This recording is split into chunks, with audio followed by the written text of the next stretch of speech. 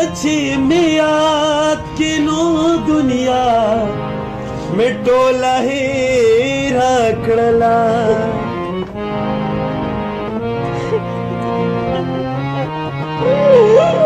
अच्छी मियाद की नो दुनिया। बिस्मिल्लाहिर्रहमानिर्रहीम। अस्सलामु अलैकुम वरहमतुल्लाहि वबरकातुहू। उस्ताद सरोर उस्ताद मलगरे माजिद अली साहब ग्रानू कतुन को मौजूद मा په مندني شوډاګ ملاګور کې چرته چې یو ګل چا د خپل کور وسته دیو به د خپل پلار لا کور تمل راوړې اوی موږ داسې زمانه ته پاتې شو قسم دی وست خپل کورونو نم نشو راوته زما دا زمنګ چې دا نوې کول کم را روان دی کنه چې د دوی بس کیږي اخر موږ چرته لاړ شو چاته چغي وکړو چاته د خپل پریاد ښکار کو اویس یو داسې ماشوم چې د خلا په ختمه وا الله پاک دغه خلا ور کړی وا دغه مور او پلار نه دغه بچي واغسته شو هغه ملزم ته دا وینا کومه دغه په دې مرګ کې تا ته سم ملاویدل اخر تا دې ملک دې تا د خاور لاندې کو لاړه تا ته څه حاصل شو ستا په لاس کې سره علل نن موجوده ما په شوډاک کې په ملاګورو کې موجوده مجي هغه والد صاحب سره به خبرې کومه و مور به قسم دې په کور کې د غم د لاسه والله چې به وشه پرتی دغه پلار کله چې ما په پیښور کې پروګرام کوو دغه ماشومې سره په بډبیره کې چې کوم سوځولې شوی و دغه د والد صاحب نه چې ما ته پوسو کنه هغه زره شپې د نشي ګولې خورم و ما دغه نشي ګولې ټولو پښتنو ته دا میسج در کومه نه ته په دې مایک وایم چې ځان له وسته د نشي ګولې والی جی یو داسې وخت رالی چې خپل بچي به انشاءالله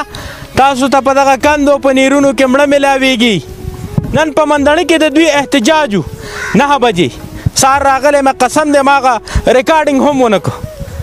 ځکه چې دغه والد صاحب له راځي او سات په سات دته مایک نیسي قسم د ډېره ګرانه خبره ده راځه او دته مایک نیسه هر سړی راځه او مایک نیسه د کمې پورې به دا مایکونه موږ رالو دا اوازونه به موږ د کمې پورې به دې مایکونه اوچتو بیا داسې خلک چې هغوی وایي چې یاره په کور کې د الله پاک مړی مه راوله که چېرته مړی رالی دومره مایکونه دي راشه که نه دا والد صاحب نن خفګان کې ولاړ دی نن د ده په زړه باندې چې کم غم تېرېږي راشه د ده سره ودرېږه د ده سره یو څو خبرې وکړه د ده په غمرازۍ کې د ده سره کښېنه هغه مور له به څه جواب ورکوي وایم هغه به بېهوشه پرته وي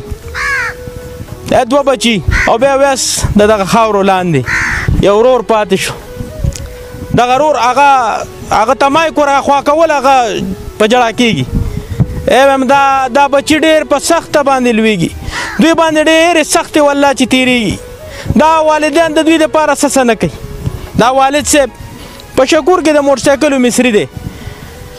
د بچي ډېرې پیسې ګټلې خو هم د دې بچي دپاره یې ګټلې چې یاره زما دا ویس نه چېرته انجینیر جوړ شي ډاکټر جوړ شي په پولیس کې ته یو غټ افسر جوړ شي څه محکمې ته به دننه کوو د هغه به هم څه په زړه باندې خایي شو ما خو دومره واورېدل چې دغه مور انټرویو ما وکتله نو په هغې کې هغې وویل چې یاره زما بچي ویل چې مورې زه به انجینیرینګ کوم اویسه تا ته څه پته وه چې ته په داسې سیمه وخت تېرې چې هلته انجینیرینګ څه